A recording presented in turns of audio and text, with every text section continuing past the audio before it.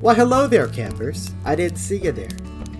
Everyone have a seat by the fire, grab some marshmallows, and toast them up as I tell you a story about my time as a summer camp counselor. Yeah, it's about time I had my obligatory first job video. Unfortunately, you're not going to hear any tales of canoeing, roasting marshmallows, or snoozing under the stars. I worked at a summer camp. It was a glorified day school where kids just ran around being feral all day instead of learning anything, and practiced drowning once a day.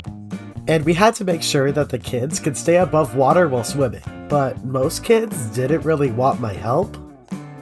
Hey kid, you need me to spot you? I don't need anyone's help. I'm an amazing swimmer.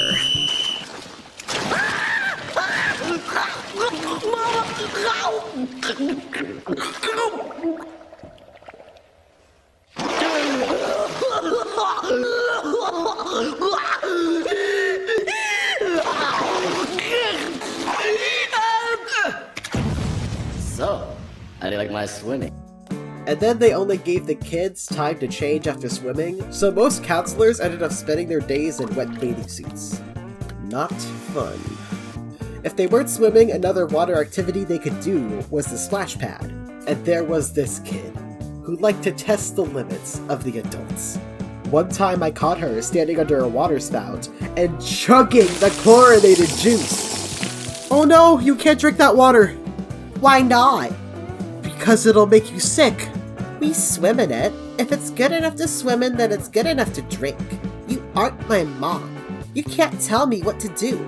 I eventually got her to leave it alone, but maybe like a minute later, she ended up throwing chunks at free swim later. Even at free swim, I could not know peace. I saw a butterfly I got today. mulch on my sandwich, but it still tasted pretty okay. In the woods today. My dad went away to New York, and he's never coming back.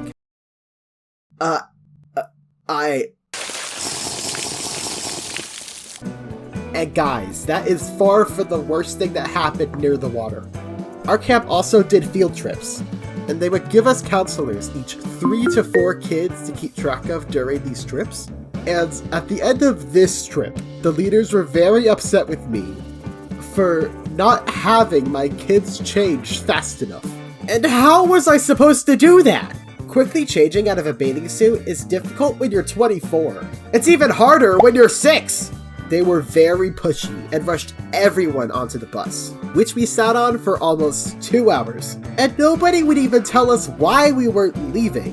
Finally, we drove 40 minutes back to camp, where the big boss stood there and scolded us for losing a child! Apparently, one of the counselors had a kid that they like to call an eloper. She turned around to help another kid tie their shoe, but when she turned back, the eloper was just gone! The leaders shoved everyone else on the bus as quickly as possible while they looked for the kid. He was okay. They found him playing with another family's kids and they got him back on the bus. But geez! Maybe I should have been told about the missing child that I wasn't at fault for before I was scolded about it. And that wasn't even the only red flag about this camp. You see, I have type 1 diabetes, and I need some pretty basic accommodations for that. I need to be able to sit sometimes and eat a snack. I need to be able to look at my phone and check my blood sugar. And I need to be able to look at my insulin pump device to deliver insulin. They told me before hiring that that would be no problem. But then, it was like any time I needed the accommodations, it suddenly wasn't okay. Which sucks, cause without them, I was gonna literally die!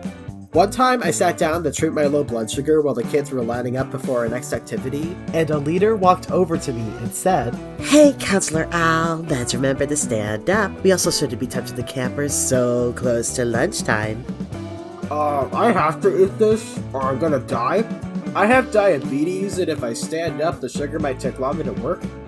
Be diabetic on your own damn time. These kids think you're lazy! Okay, she didn't actually say that, but she might as well have. They also seemed to hate whenever I had any kind of device on me that wasn't a Walmart walkie-talkie from 2004. There was a time when looking at my devices to check my blood sugar and deliver insulin was too distracting for the kids. And to be honest, it was mostly the leaders looking at me whenever I did it. The kids didn't care. I told them that if they preferred, I could always go the low-tech direction and prick my finger, and that was an even bigger no-no. Oh no, we can't expose the campers to something so graphic. No. At one point, they started seeming like they actually had it out for me because of my accommodations. One time, I walked a group of 6 kids to the bathroom, and once I got there, I turned around to be met with a leader. She didn't even say hi or hello, she just said, "Number!" Your number's how many kids you have with you, so I opened my mouth to confidently say 6. Only to see behind her that the kids had multiplied at least once. I don't know, I'm not good at math. So I started counting them real quick. Oh, so you don't know your number. I'm gonna be real with you, ma'am. I have no clue how all these kids managed to get here in the 30 seconds it took me to walk across the field. We're gonna have a serious chat about this. Then she just walked away, without even confirming the number of kids, or where they came from. This makes me think, that leader was the one who hung around the counselors for this age group.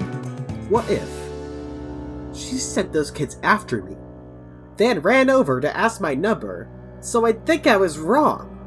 No, they wouldn't do that, right? But then, another time, I took 3 kids to the bathroom, and then I brought 3 kids back to the group. All 3 of them were counted several times so I'd never be caught off guard again. But then like 10 minutes later, the same leader pulled me into an office claiming that I had left a child in the bathroom. Which no the hell I did not! Don't gaslight me! I saw them drinking chlorine 10 minutes ago. I asked which kid it was and she refused to answer. We're not addressing that. We're addressing your disorderly conduct and your reckless irresponsibility. Regardless, if you slip up like that again, we may have to let you go.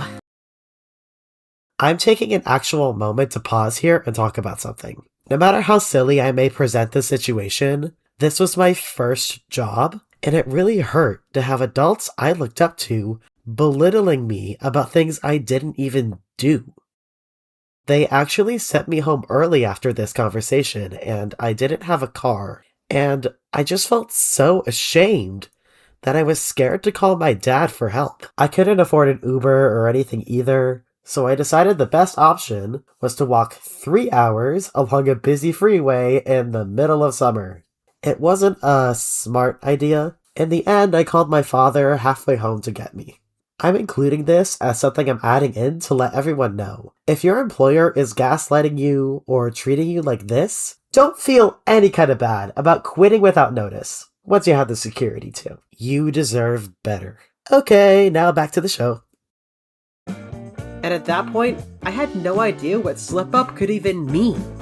Cause they could just also fabricate that too.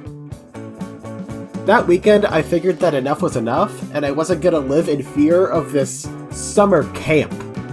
So I called them up and I quit before I could be fired.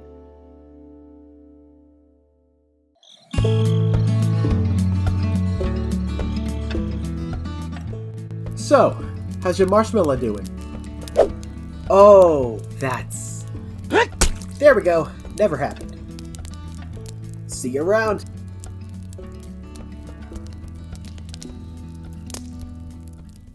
Hey, sorry this took over a year to get out to you guys. I really have no excuse aside from ADHD and procrastination. I'm still here though. I really love making videos and want to give my biggest thanks to all my subscribers that are still here despite the hiatus. I'm also sorry for this coming out during the winter holidays instead of in the middle of summer like I hoped. Thanks for watching, and I will see you all hopefully way sooner than a year. Bye!